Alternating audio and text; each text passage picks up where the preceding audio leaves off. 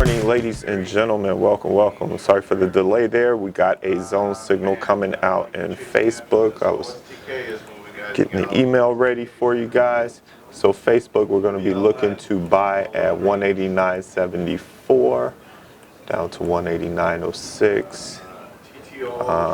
And it's moving higher already, but we'll see if we can get a pullback.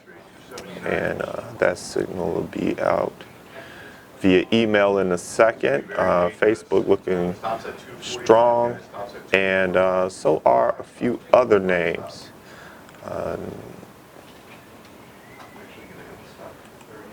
Your stop for Facebook is going to be 188.13, and I will adjust accordingly, so stand by for that.